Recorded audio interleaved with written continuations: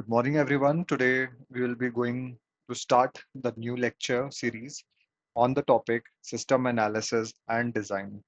In this video, we'll cover all the topics that we have planned for uh, the examination of programmer and ACP exam of Rajasthan government, in which system analysis and designing is asked. So, in this video series, we will be covering almost 43 different topics, starting from the very first topic, which is what is the system and its characteristics, elements, and boundaries. So, today we'll start with the first topic, that is what is a system. So, in a system, in this lecture one, we will cover different portions that includes the definition of what is a system, then the characteristics of a system, elements of a system, boundaries and types of system. So where does this topic fits in our syllabus?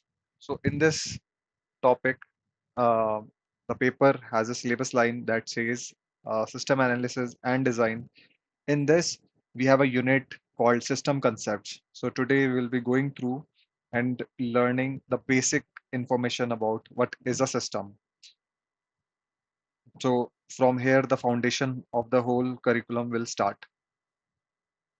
अगर system clear है तो बाकी पूरा paper आसान हो जाता है. So what exactly is system? A system is a set, first the definition, a system is a set of interrelated components that work together to achieve a common goal.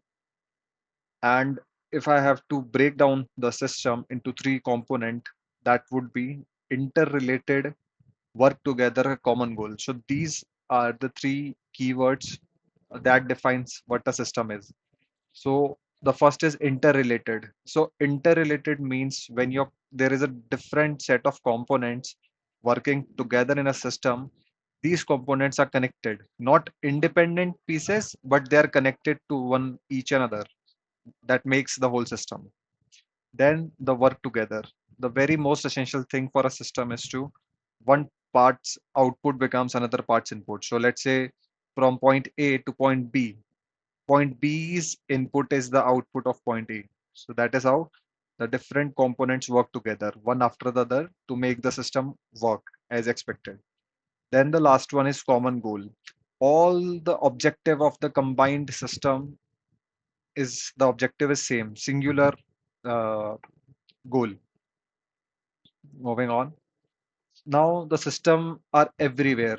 Like you can see different patterns across you all the time. For example, your whole human body.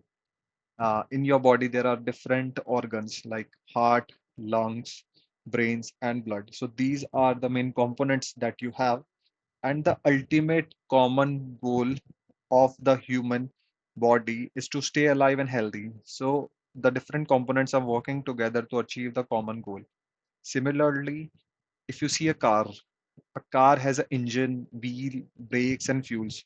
So every components then work individually to work and derive the final output that is part of the common goal to move people safely. Then, for example, the college has different components such as student, faculty, and syllabus. Ultimate aim is to produce graduates, the well-educated graduates. Then, let's say the computer that you're watching the video in, or the mobile system that you're watching this video on, it has different components. For example, it has CPU, memory, input, and output. So all these different things works together to achieve a common goal, and that goal is to process the data into information. So have you noticed a pattern, like different parts of the system works together to achieve a single shared goal? पहचान जाएगा तो आप किसी भी चीज को system की तरह एनालाइज कर सकते हो. Then is your big picture, like how do you identify the system is. And in a system you will always see three layers, and those three layers is input, process, and output. So every system consists of these three key components. Input is something that is given into the system, then process is something that that transforms an input into an output. An output is the final result that we are expecting out of the system to be. But on the top of these three key components, we have two additional component, which is one is the control system. The control system regulates the process. It influences the process. The third party dependencies or the way we give configure the process is called control. Then lastly, once the output is given, that output is again given as a feedback to the input so that the corrections could be made in the process and the process could increase its efficiency. Next is, so there are five key components as we discussed earlier. Now I will give you an example, input. Like just take an example of a factory. Input, the raw material that is given into the factory is your input. Whatever the manufacturing steps that are involved in the manufacturing, for example, let's say you are producing a chocolate, so the cocoa powder and all those ingredients are your raw material. Manufacturing unit that is melting the cocoa powder and then freezing it, adding sugar, casting the chocolate into the boxes, packaging, and all these processes or steps are your processes. Then your final output, it's the wrapped packed chocolate that is ready to eat, is your final output. Let's say after the output has been received, there is a quality check control report that gives the feedback about how the system is. So that becomes your feedback component. Now, since there will always be a supervisor, a person who is monitoring all these activities would be your control that will regulate and guide the process. So these are your control system. So these are the three components. बहुत easy है. Let's move on to the next step. So there are five characteristics of a system. One is organizational, which is it's a definitive, defined structure and order among the parts. Then there is an interaction. You will always see one component interacting or affecting the another one. Then interdependency is that each part depend on the other to function. For example, a chocolate machine or the packaging can't happen if you don't have a that bar with you. So it is dependent upon the previous stage. Now integration. That is integration is basically parts combined into unified whole. Like integration means a combination of the whole components to become a system. Then is your central objective. In a system, the system is working together to provide a common output. That's your common objective. Now, what's inside and what's outside? Let's say there is an environment that's we call as outside, the affecting system, but not the controlling one. For example, environment is something that AC, the air in the factory, or the area that the factory is situated in. These all are the environment.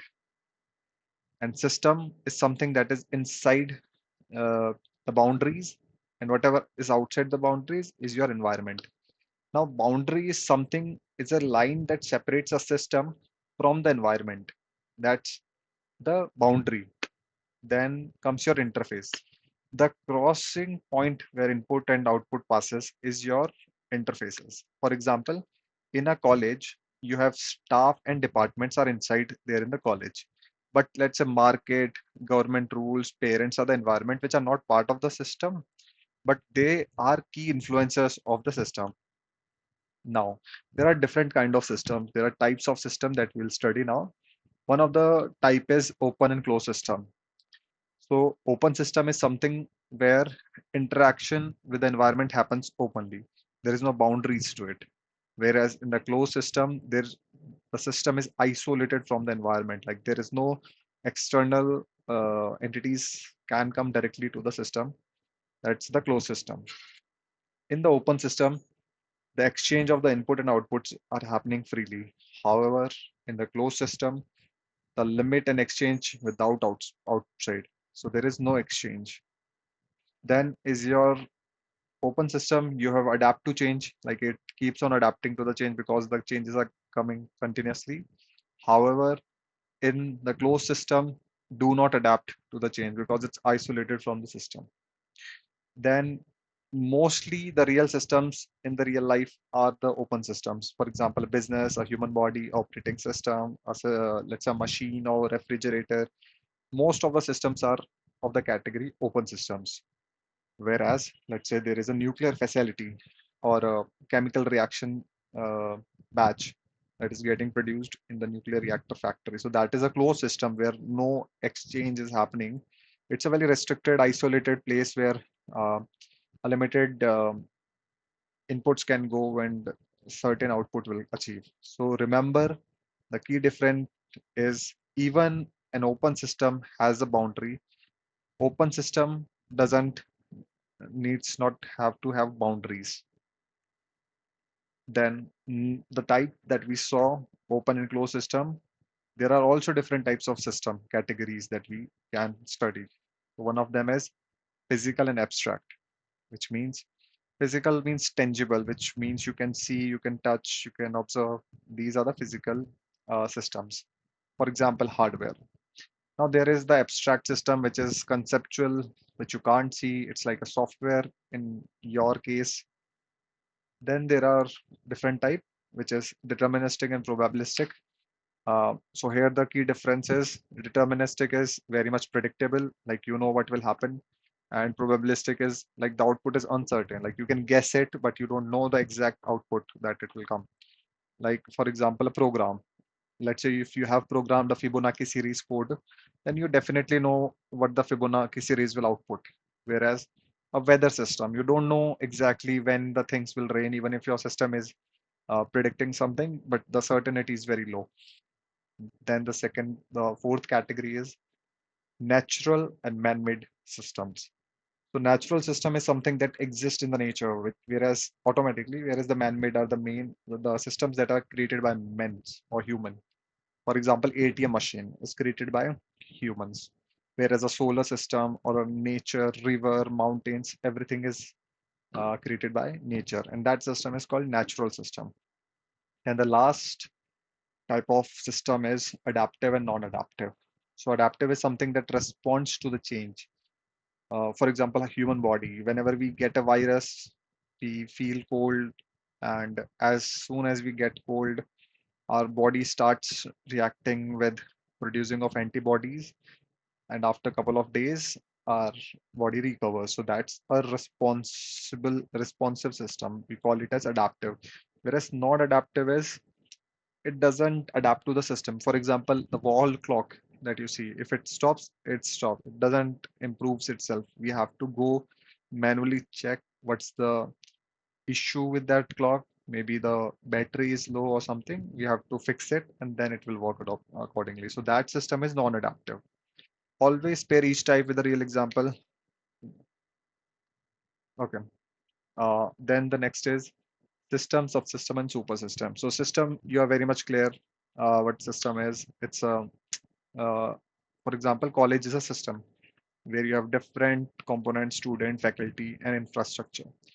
Now, within that system, you will have subsystems. For example, examination cell or a library or a cafeteria. That's a subsystem. That's part of the college. Now, let's say there are multiple colleges in a university. So that university will be called as a super system, a larger system that contains all the systems together. So this is the three-tier hierarchy. Now, just a working example, this you might already be knowing. We have five elements: input, process, output, feedback, control. In context of a college, so that you can relate these elements, is input is equivalent to your student, let's say, admitted in the starting of the first year. Process is that the student is getting teaching and training during the course of the education. Output of the system is the student does that training and examination are passed, and then eventually they graduates. So graduation, getting a degree, is the output of the college. And there will be some feedback mechanism like placement data, result, examination, outputs, and all those things would be something that's the feedback for the college that gives the college, the system, the ways to improvise themselves. Then the final control is there where the regulations come into play, whereas There are university rules, examination rules, syllabus. Those things are your different control centers. Hmm. So, okay, we can, that's it. This is just a summary of, you can pause the video and see it.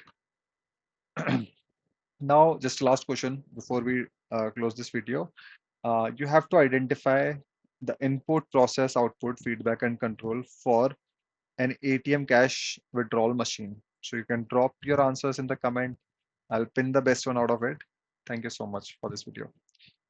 See you in the next video.